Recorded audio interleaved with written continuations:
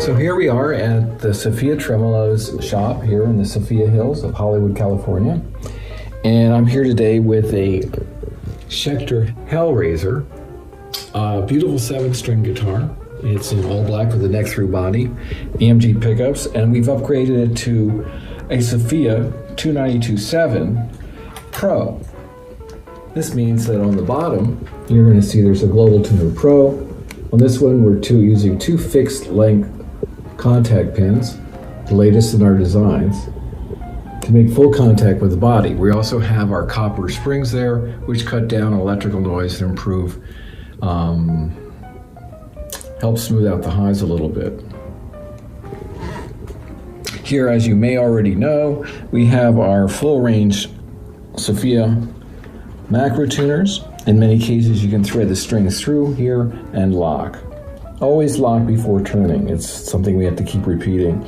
Even bigger strings than this, you can cut the ball end off, put 3/8 of an inch into about here and lock it and have a full range tuner. So it's either direction, loading, and they're full range. So you never run out of room in a locking situation. This one is double locking, so all the tuning is done from here. You'll never have to readjust that. Once this is set up correctly, your intonation's done, your pitch is done, and your bass plate is 90 degrees to your risers, you have an initial position that any Fulcrum tremolo would have. What we do with the Global Tuner Pro is to use the thumb wheel to position the secondary spring holder so the contact pins just barely touch the wood. We feel this increases acoustic volume, smooths the high, and adds kind of a rolling sustain that, for some players, increases touch sensitivity at the place where your distortion is, so you can back off, get clean tones to dig in and have a little bit more variety. It's a pretty musical experience.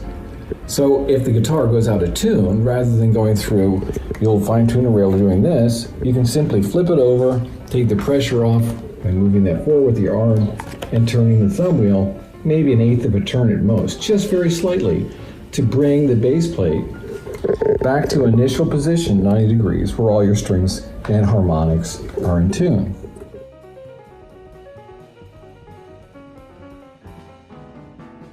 So you're really just taking the knife edges and adding 2 points of contact and squaring it up. Once that's done, you have a very stable system. It comes back in tune. Again, if a string, or you come back to your guitar a couple days later, the environmental's changed, you look on your tuner, everything's sharp, a couple degrees, or cents, or flat. Again, you just flip it over, use the thumb wheel to dial it back in, bass plate's 90 degrees, all the original tuning, all the work to set up the tuning, and the intonation's restored. Occasionally you might have to trim this, but we found in very well-constructed guitars where the neck and the body are very rigid, it's an incredibly stable system and receives palm pressure, so that you have more of a hardtail experience with additional resonance that you would not normally get. We also have a drop tuner accessory. Some of you have seen it. We use a heavier spring in there. A normal acoustic guitar, when you drop an E to a D, goes down maybe 3 cents. It still affects the pitch of the neck and whatnot.